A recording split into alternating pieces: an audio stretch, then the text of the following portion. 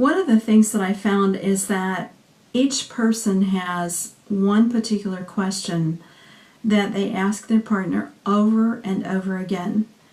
And the way that particular question comes out when we're doing counseling is pivotal, absolutely pivotal in understanding the attachment between the couple, because that particular question involves the individual's fears, their fears of being unwanted, abandoned, rejected, disapproved of, hurt, misunderstood. There are just lots of different ways that we have this bottom line question about ourselves.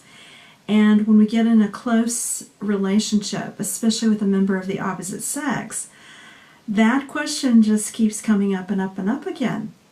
Hello, I'm Dr. Debbie, and I've been helping men, women, and couples grow together for more than 25 years. Now it's your turn to learn what I learned and taught as a couples counselor and university professor. You are the wise woman, and this is your personal development podcast packed with instant encouragement and practical tips. And men can learn about women too, because this is a safe place where women are valued and men are respected. We talk about biology, socialization, behavior, emotions, communication, and connection, because men and women are different. Always have been, always will be, and that's a very good thing. The problem with the question is that very often the partner doesn't even know what question's being asked, and therefore he or she will answer the question that they think they hear.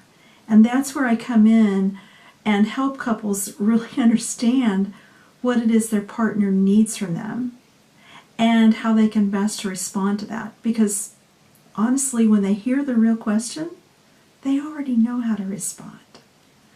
And to give you an example of that, I really have to go back to one of my little stories about the couple that goes on a road trip. And those of you that have heard me speak before have heard me use this illustration, and it's just so poignant. The couple's driving along down the freeway, and the lady says, do you want to stop and get something to eat? And her partner says, no, and he keeps driving. He actually answered the question, do you want to stop and get something to eat? He's not hungry. Logical answer is no, I don't want to stop. But the question she was really asking him was, I'm hungry. Could we stop and get something to eat? Do you care about me? Do you notice that I'm hungry?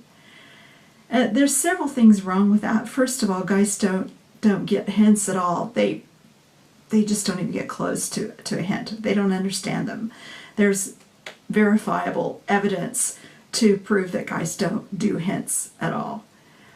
But the other problem with it is that she put it in code. He didn't know what she wanted to know. She wanted to know, can I count on you to take care of me? Can I count on you to pay attention to my needs? And when he realizes that's the question that she's actually asking, of course he's going to say yes, particularly if he loves her. Now, if he doesn't like her, she's probably not even going to be in the car with him. But if he knew that was the question she was asking, he would say yes. He heard a different question, and he said no. She was disappointed. She was hurt. Now she has two choices. Either she's going to withdraw or she's going to lash out. And that's what we do when we get defensive. So keep in mind that we all have a bottom line question that we ask our partner over and over and over again. Do you know what the question is that your partner keeps asking you? Do you know the question that you have for your partner? Women are very different from men. We can't help it. We're created that way. But let's face it, that's one of the things that you guys like about us, is that we're more emotional. We appear to be more sensitive than you are. We're not as big or strong. But we can also be very, very confusing to you. And in part, that's because of our biology. But it's also in part because of the way that we've been raised. As girls, we get treated very, very differently than boys do. From the moment that our expectant parents know that we're going to be a girl, they use very different language to describe us. They talk about, oh, the sweet baby, she's going to be so delicate. They may talk about a princess, and the things they pick out for the nursery can be different. Lots of pink. Just lots of different ways of looking at a baby even before she's been born that give us this feeling for what is going to be ahead for her. Then if you fast forward into toddlerhood, and she is at the park, she's playing, she's having a good time with her friends, and another child starts to pick on her. It doesn't matter if the other child is a boy or a girl or bigger or the same size or whatever. If somebody's picking on her, most often the parent or the caregiver that's there with her at the park will move very, very quickly to rescue her from this invader of her princesshood, if you will. And she gets lots of hugs and kisses and reassurance. And she gets this idea that, my tears mean something. My tears communicate that I need something. And that's a very different experience than a little boy has. Little boys very often will the caregiver will pull back a little bit when a child is picked on if he happens to be male, and they'll wait to see what he does. And then if he does approach the caregiver with a complaint about what's going on, then the caregiver is more likely to say, what's the problem? And then to ask him how he's going to solve it. So you can see there's a very different training that we get even as toddlers in how to respond to some sort of a crisis or a need for help, a plea for help, if you will. So we're going to continue to try to peel all of this stuff apart, get the layers out there, and figure out what it is about women that's so, so simple. The other thing that we do is we use language very, very differently. Girls are encouraged from the beginning to do a lot of talking, a lot of sharing, and we're pretty good at the verbal skills. In fact, when we get into an argument with a fellow, which hopefully I don't like to see that happen too often. In fact, that's what I work on the most, is let's figure out a better way to communicate.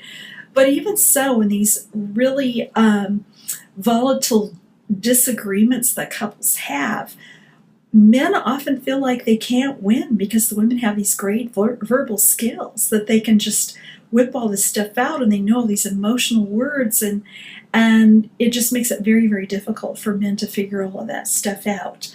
So that's part of that nurturing, is that we get encouraged to talk about our feelings. We get encouraged to bring the problems up in the relationship and talk about them. One of the things that also men get confused about is the fact that women can talk forever and ever and ever and never seem to get to the point. And you're always listening. Is there something that she needs from me? And one of the things that I say is that women speak in paragraphs and men listen in sentences. And the reason that men are listening in sentences, especially if she's very emotional, is that they want to figure out, what is it that I need to do for her? She's obviously upset. I don't want her to be upset. So I've got to figure out a solution to help her with whatever it is that's distressing her right now. But sometimes that doesn't come out of a desire to have someone fix a problem for us, despite that toddlerhood training that seems to come into play there. It's actually more a matter of sharing. We actually learn to build close relationships by sharing what's going on in our lives. So if you take an elementary school girl and you look at her activities in the playground, you're going to see her with one other girl for the most part. And they'll be very close together. They'll be doing very detailed things like, playing jacks or writing with chalk on the ground, sometimes some hopscotch or some things like that. But mostly you can tell they're best friends because they're sharing secrets, they're talking, they're whispering, there's all these things that are going on. And so we learn that our best friend shares secrets with us. So it makes us want to share with you, and it makes us hope you'll share back. So when we ask you, what are you thinking about? And you say nothing, it drives us crazy. because we're thinking, you've got to be thinking about something. I never think about nothing. How could you not be thinking about anything? And so it feels like you're stonewalling us. It feels like you're shutting us down, you're shutting us out. And most of the time, women will get very upset if they ask you what you're thinking or how your day goes, and you don't say anything in return, because that means that you're shutting me out. You're not my best friend, and I want you to be my best friend. Okay? So that's a big part of that. The other piece is our feelings, is that, so much depends on how we feel. And let's face it, women have a lot of feelings and they come up very, very quickly. But again, that's one of the things that you love about us. So figuring out what those feelings mean, helping women figure out how to express themselves more clearly to men, lets the guy know, does she want me to solve a problem or does she want to share because she thinks of me as her best friend? Which actually, guys, if you think about that, that's a great compliment. That she wants you as part of her inner circle and she wants to be part of yours. It's so funny that so much of the arguments that couples bring into counseling really are, I want you, don't you see that? And the other person goes, you don't want me. And it gets all lost in translation. So we're going to continue to try to peel all of this stuff apart, get the layers out there, and figure out what it is about women that's so, so simple. And we'll be talking about that again very, very soon.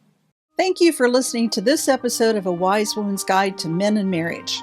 What did you think? Did the information raise more questions? Do you want to learn more? Head over to A Wise Woman's Guide for show notes and links to the resources mentioned in this episode at awisewomensguide.com.